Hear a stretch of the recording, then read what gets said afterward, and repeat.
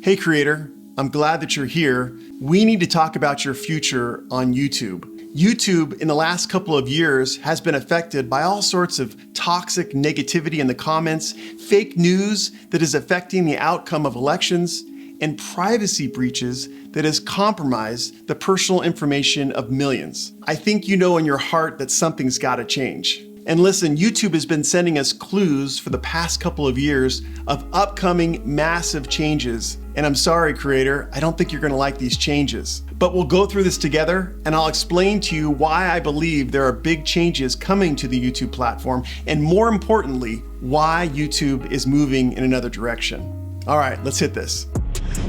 Hey creator, I'm Ian Corzine, your social media lawyer. Here, I give you the law you need to protect your social media. Today, we're talking about your future on YouTube, and you know that YouTube is changing. Why? Because of all the negativity in the comments, the fake news that is being spread throughout the platform, and viewers don't want to give up their privacy. They're sick and tired of giving up their personal information for themselves or for their children. And this is evident in these new laws that are coming out like COPPA and the CCPA. And have you seen the clues that YouTube is giving us in the past few years about upcoming changes? They've reduced AdSense revenue. They've removed conspiracy and political videos. They've taken a segment of the entire YouTube platform and removed comments. And most recently, they're going to mostly demonetize all kids content on YouTube.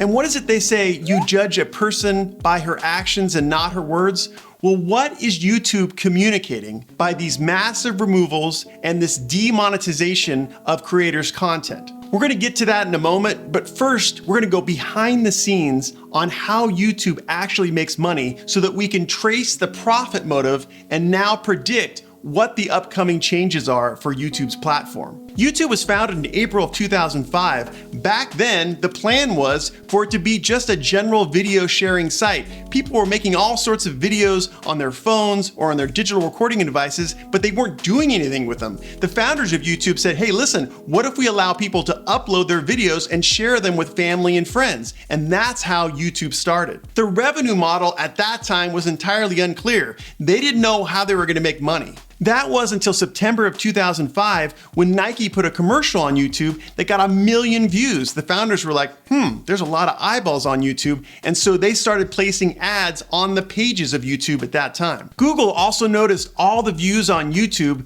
and so they wanted it for themselves. So in 2006, they bought YouTube for $1.65 billion.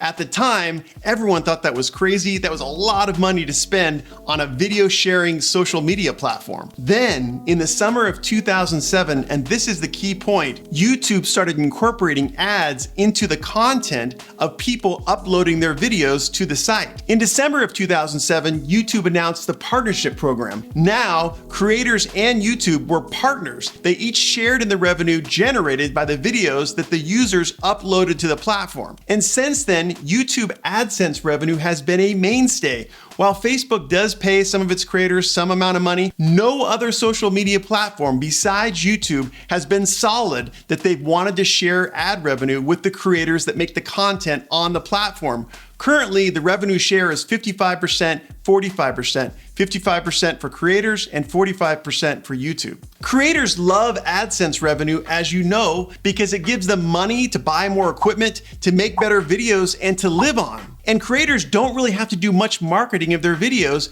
because the YouTube algorithm does this for them. The problem with the ad revenue model is that it adds friction to the user experience. If you want to watch a video and you're not paying for YouTube Red, then you have to wait the time that it takes to get past the ad and watch what you really want to watch. And viewers are really getting used to the subscription-based revenue model in Netflix, Amazon Prime, HBO. They want to watch what they want to watch, and they'd rather pay to not see ads than to get free content with ads. And the ad revenue model sometimes shoves content into the faces of viewers that they don't want to see. The platform does this, of course, because they want the viewers to discover things and stay longer on the platform. And based on the viewers' clicks and the viewing history, the ad revenue model communicates to YouTube and ultimately Google the personal information of the viewer, which they use to sell to the viewer. viewer, which further annoys the viewer. So what do you think YouTube is going to do if they want to stop viewers from being annoyed with ad delays and unwanted ads, and they also want to honor viewers' desires to give up less and less personal information? I think we're going to see YouTube move to a selection-only interface. That means you're going to self-curate. You're going to pick what you want to see on YouTube and exclude everything else. That means no more discovery tools, no more suggested, no more homepage, no more trending. It will then be up to the viewer to decide what he or she wants to see on the platform, and no more discovery. Parents are going to have the opportunity to select in the Kids Only app what their kids have access to. The value to a selection-only interface is that viewers will only see the channels that they want to see. There will be greater privacy protection because there won't be content jammed into our faces. Viewers can pick the information sources that they want to get information from. They can block any untrusted sources. I think that this could have a major impact on reduction of fake news. Of course, there are a lot of negatives to the self-curated YouTube interface, and that could be the ad revenue model simply won't work when a majority of YouTube is blocked to a majority of users. Creators won't like it because there won't be discoverability, and they won't be able to easily grow their audience by people seeing content they're not used to seeing. And I think ultimately it will be bad for society because viewers will be locked in their own little information shelters. They're just going to pick their information sources, and they're just going to get information from those sources. For example, if a conservative wants to get his information from Fox News, then he's only going to get it from Fox News. He's not going to be exposed to different alternative viewpoints to be able to hopefully give him a fuller picture of various issues. This would be a huge change for YouTube, but I think it's a logical progression if YouTube wants to increase viewer satisfaction, decrease viewer annoyance, and they want to shortchange the risk of them wrongfully disclosing personal information and therefore frustrating the viewer even more. A selection-only interface on YouTube would certainly cut down on that negativity that a lot of viewers don't want to see. However, within the limited spectrum of what they allow to come in, there's still the potential that bigotry and hate speech and other negativity would make it to the viewer. And that's why I think there's another big change that's upcoming for YouTube. You know, one of the benefits of YouTube is the availability of open discourse. People can say what they want when they want. There are rules, of course, and you can find those in the policies and safety section of YouTube's website. I'll put a link below. However, because so much content is pumped into YouTube every day, I think it's like 500 hours every minute, the rules that they do have in place are loosely enforced, at the very least, late enforced. This loose enforcement is actually a benefit. It allows people to get on the platform and express what they want to say, and people who don't like it don't have to watch. What's bad about unlimited free speech? Well, it could undermine the public good. You know, in our society, there's the implicit assurance that we can have beliefs and we can make statements that'll be rejected, that'll be criticized, but our very right to be a citizen of society won't be taken away. Hate speech and other abusive speech has the effect on people, on citizens of society, to make them feel like they should be ostracized, that they don't have the right to membership in our society. And unfortunately, one of the main reasons why hate speech is so prevalent on YouTube